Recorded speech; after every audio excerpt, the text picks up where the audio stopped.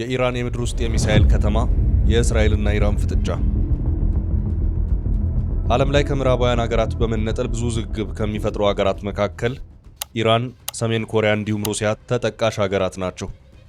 በለዘብተኛ አቋሟ በዓለም ሕዝብ ትታወቅ እንጂ ሌላኛው የዓለማችን ቁጥር 2 ባለጸጋ ሀገር ቻይናም ከኢራንና ሩሲያ ጎራ ያለች ሀገር ናት።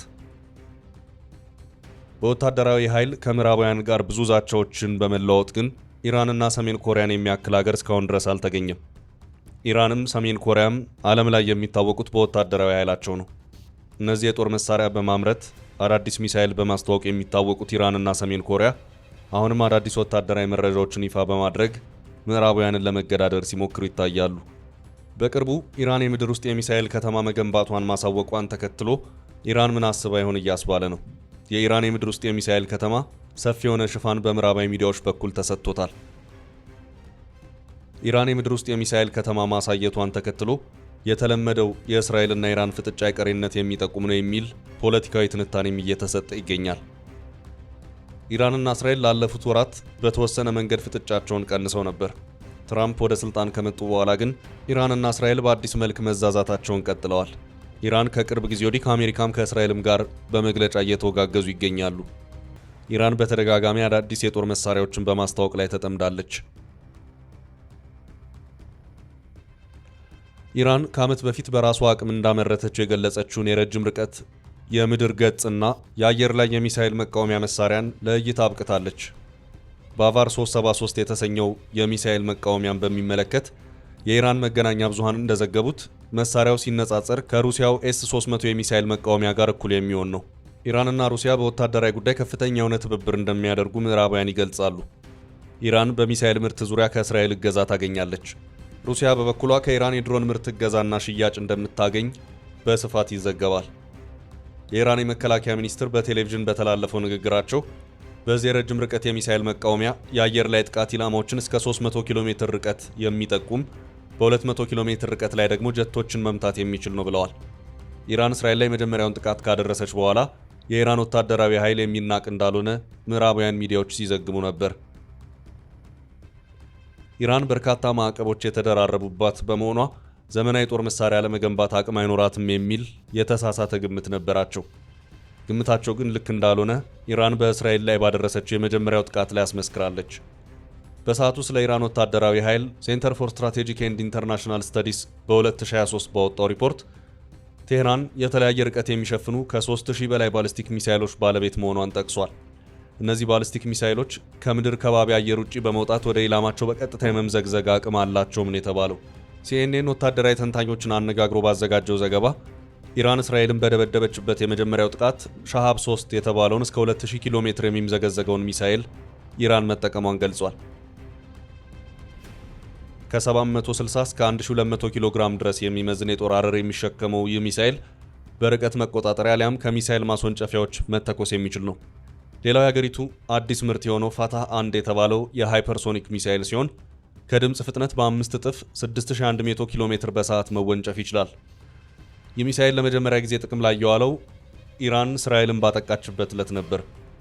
ሃይፐርሶኒክ በሚል የሚገለጹት ሚሳኤሎች ከባሊስቲክ የሚለያቸው የሚጓዙበት ፍጥነት፣ የሚያካልሉት ርቀትና በአየር ላይ ያላቸው የመተጣጠፍ አቅም በአየር መቃወሚያዎች ለመምታት አስቸጋሪ ስለሚያደርጋቸው ነው።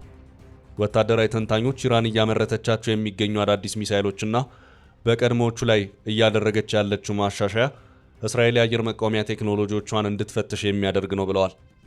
ወታደራዊ ተንታኞች ይህን ያሉት የኢራን ሚሳኤሎች የአሜሪካን፣ የእንግሊዝን፣ የፈረንሳይን እንዲሁም የእስራኤልን አየር መቃወሚያ በማለፍ መጠነኛ ጉዳት በእስራኤል ላይ ማድረሷን ተከትሎ ነው።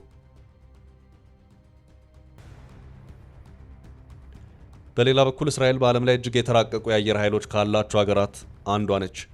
በአይኤስአይኤስ ወታደራዊ ሚዛን ሪፖርት መሰረት እስራኤል ኤፍ-15፣ ኤፍ-16 እና የቅርብ ኤፍ-35 ስውር ጀትን ጨምሮ ቢያንስ 14 አውሮፕላኖች አሏት። እስራኤል የራሷ የኒኩሌር መሳሪያዎች እንዳሏት ቢታሰብም ሆን ተብሎ ግልጽ አልሆነም።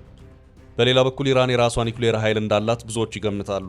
ነገር ግን ኢራን በጭራሽ የኒኩሌር ኃይል የለኝም ስትል ታስተባብላለች።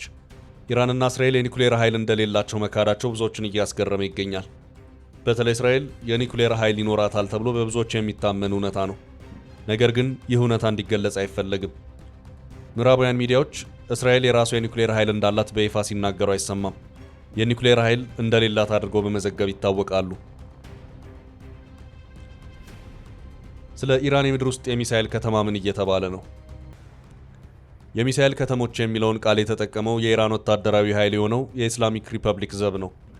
ከምድር በታች የተገነቡ ትልልቅ የሚሳኤል ማቆያ እንደሆኑ ተገልጿል። መጠነ ሰፊና በአገሪቱ ተራራማ አካባቢዎች በሚገኙ ሸለቆች መካከል የተገነቡ ናቸው።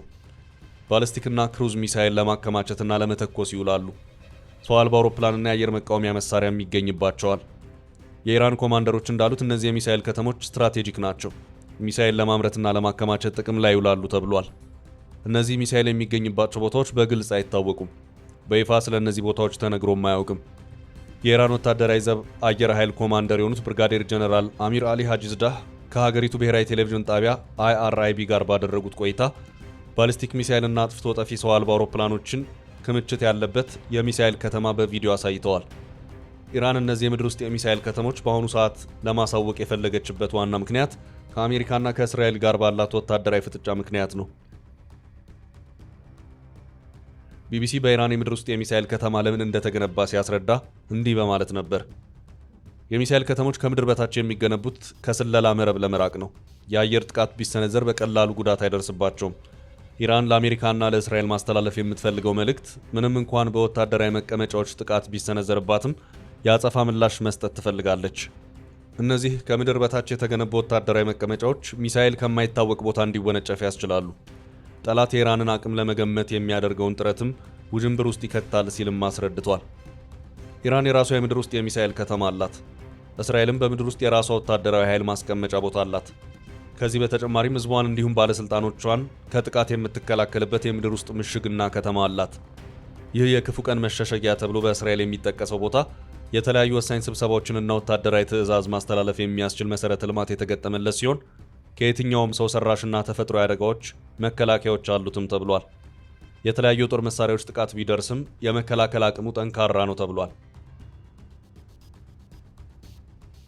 ይህ የእስራኤል የክፉ ቀን መሸሸጊያ በመሃል ኢየሩሳሌም ተራራዎች ላይ እንደተሰራ ተገልጿል።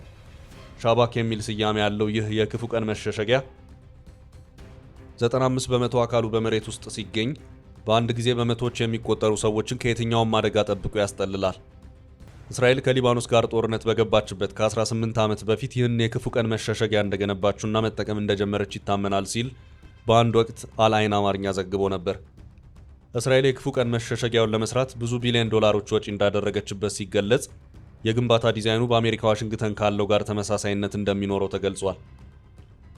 ብቻ እስራኤልና ኢራን እባብ ለእባብ ይተያያል ካብ ለካብ እንደሚባለው ብሂል ሆነዋል። ሁለታቸውም ሀገራት የኒውክሌር ኃይል እንደሌላቸው ይገልጻሉ፣ ነገር ግን ይኖራቸዋል ተብሎ ይጠረጠራሉ። ራሳቸውን ከተለያዩ ወታደራዊ ጥቃት ለመከላከልም የምድር ውስጥ ከተማ ገንብተዋል። የዛሬን አያድርገውና እስራኤልና ኢራን ወዳጅ ሀገራት ነበሩ።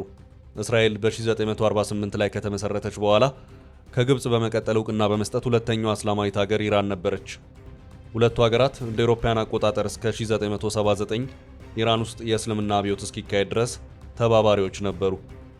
ከዚያ በኋላ ግን ኢራን የእስራኤልን የመኖር መብት እንደማትቀበል አሳወቀች። እናም እንድትወገድ ትፈልጋለች።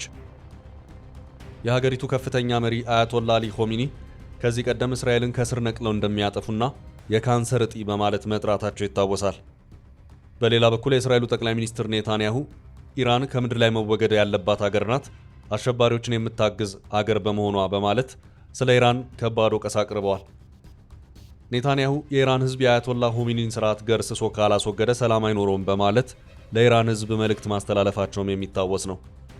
እስራኤል ኢራንን በአንድ ጀንበር ማጥፋት እችላለሁ ስትል መዛቷ የሚታወስ ነው። ኢራንም እንደዚሁ ትዝታለች። ትራምፕ ከኢራን ጋር ያላቸው ፍጥጫ ከፍተኛ ነው። ትራምፕ በጸረ ኢራን አቋማቸው የሚታወቁ ናቸው። ዶናልድ ትራምፕ ኢራን ላይ ጥቃት እንደሚሰነዝሩ ከመዛታቸው ባሻገር ኢራን በኒውክሌር ግንባታ ዙሪያ ከአሜሪካ ጋር ስምምነት ላይ ካልደረሰች የእጅ አዙር ቀረጥ እንደሚጥሉም አስታውቀዋል። አሜሪካ ባለፈው ሳምንት ቦምብ የጫኑ 6 ተጨማሪ የጦር አውሮፕላኖችን በኢራንና የመን አቅራቢያ ወደሚገኙ ወታደራዊ መቀመጫዎች ማስጠጋቷን አንድ የአገሪቱ ባለስልጣን ለሮይተርስ ጠቁመዋል። ኢራን ለዚህ በምላሹ አሜሪካ በቀጠና ያላት ወታደራዊ እንቅስቃሴ የመስታወት ቤት ውስጥ ተቀምጦ ሌሎች ላይ ድንጋይ መወርወር ያህል ነው ብላለች። መጪው ዘመን የኢራንና የአሜሪካ ፍጥጫ ምን ያሳየን ይሆን? እስራኤልና ኢራንስ ምን አይነት ወታደራዊ ሰጥ አገባ ውስጥ ይገቡ ይሆን? የብዙዎች ጥያቄ ነው። ቸርን ሰንብት። ሰላም ለምድር።